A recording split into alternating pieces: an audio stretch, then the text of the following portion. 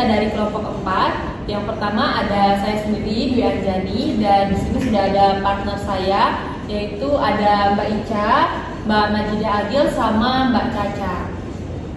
Baik, di sini kita akan membahas mengenai perusahaan internasional memasuki pasar baru dan aliansi strategi. Nah, di sini kita akan membahas beberapa poin. Yang pertama itu ada sejarah masuknya pasar internasional. Kemudian ada contoh aliansi strategi yang dibentuk. Dan yang selanjutnya ada tantangan utama yang dihadapi oleh perusahaan selama aliansi. Dan yang selanjutnya ada rekomendasi yang ditawarkan. Baik, mungkin yang pertama untuk sejarah akan dibahas oleh Mbak Ica. Jadi karena memang kita mengambil perusahaan Unilever, jadi Unilever ini di tahun 1872 perusahaan ini sudah memulai ekspansinya pada internasional dengan membuka kantor cabang di Amerika Serikat. Lalu berlanjut pada tahun 1900-an, Unilever ini memperluas operasinya ke Asia, Afrika, dan Eropa. Lalu bersambung pada tahun 1930-an, Unilever membeli beberapa perusahaan lokal di negara-negara berkembang untuk meningkatkan pangsa pasar Unilever tersebut. Baik, mungkin itu tadi mengenai sejarah masuknya pasar internasional, yaitu Unilever ke negara-negara berkembang maupun negara-negara yang sudah maju ya. Nah, di sini saya akan menyampaikan beberapa contoh, yaitu contoh yang digunakan oleh perusahaan Unilever.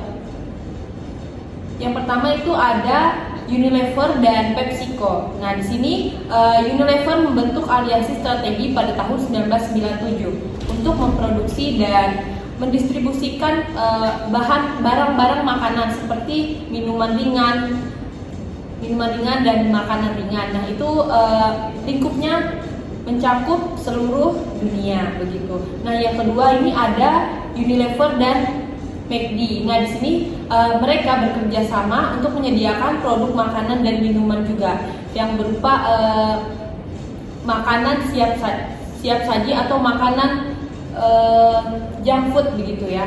Nah, selanjutnya itu ada Unilever dan Alibaba Group. Nah, di sini mereka juga membentuk kerjasama yang berupa strategi untuk meningkatkan penjualan produk Unilever di platform e-commerce Alibaba. Jadi mereka menjalin kerjasama atau aliansi antara Unilever dan Alibaba, di mana Unilever ini menjual produknya melalui e-commerce yang dinaungi oleh Alibaba Group tersebut gitu. Nah, baik, selanjutnya ada tantangan utama selama ekspansi yang dialami oleh perusahaan Unilever. Baik, mungkin tantangan ini akan dibahas oleh partner saya, Mbak Kiki.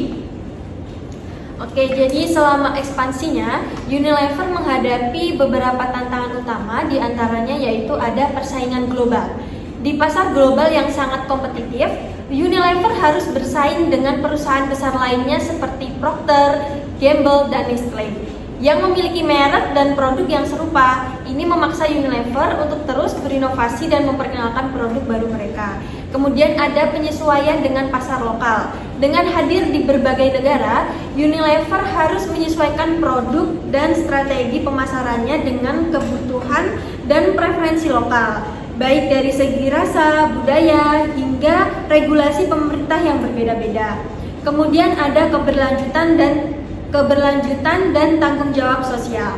Seiring dengan peningkatan kesadaran tentang isu lingkungan, Unilever menghadapi tantangan untuk mengurangi dampak ekologis dari proses produksi dan distribusinya, serta memenuhi tuntutan konsumen terhadap produk yang ramah lingkungan dan beretika. Kemudian ada pengelolaan rantai pasokan global. Mengelola rantai pasokan yang sangat luas dan kompleks di seluruh dunia, termasuk risiko terkait dengan perubahan politik, ekonomi, atau bencana alam, menjadi tantangan tersendiri bagi Unilever. Kemudian ada fluktuasi ekonomi dan krisis keuangan. Krisis ekonomi global seperti resesi atau inflasi dapat memengaruhi daya beli konsumen dan biaya produksi, sehingga sehingga dapat memengaruhi kinerja Unilever di pasar internasional.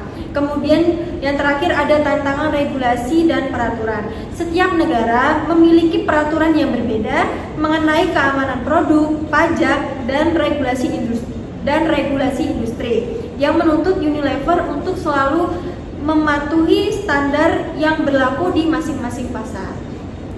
Nah, mungkin demikian itu tantangan yang dihadapi oleh Unilever. Di sini mungkin bisa kita rangkum sedikit mengenai tantangan utama yang dihadapi oleh perusahaan Unilever, yaitu ada persaingan ketat ya Mbak tadi, terus perbedaan budaya tentunya, dan regulasi dan peraturan pemerintah. Karena kan kalau misalnya perusahaan masuk ke suatu tempat itu akan menghadapi berbagai jenis kebijakan oleh pemerintah itu sendiri begitu. Selanjutnya ada manajemen rantai pasokan yang begitu kompleks. Selanjutnya ada resiko politik dan ekonomi gitu. Mungkin selanjutnya ada rekomendasi untuk perusahaan Unilever yang selanjutnya akan dibacakan oleh partner saya yaitu Mbak Caca. Oke, jadi rekomendasi yang bisa dilakukan oleh perusahaan Unilever di tengah tantangan utama selama ekspansi. Yang pertama, perusahaan Unilever bisa melakukan riset pasar yang mendalam sebelum memasuki pasar baru. Yang kedua, membangun aliansi strategis dengan perusahaan lokal untuk meningkatkan pemahaman di pasar itu sendiri. Dan yang ketiga, yakni berusaha untuk beradaptasi dari segi produk dan strategi pemasaran sesuai dengan kebutuhan yang dibutuhkan oleh masyarakat. Yang selanjutnya ada menginvestasikan dalam teknologi untuk meningkatkan efisiensi operasional. Dan yang terakhir, yakni memastikan kepatuhan terhadap regulasi dan peraturan di daerah setempat. Baik, mungkin itu dia rekomendasi dari kita untuk perusahaan Unilever. Mungkin sekian ya Mbak dari penjelasan kita mengenai perusahaan internasional yaitu Unilever. Mohon maaf apabila ada kekurangan dari kita. Wassalamualaikum warahmatullahi wabarakatuh. Waalaikumsalam warahmatullahi wabarakatuh.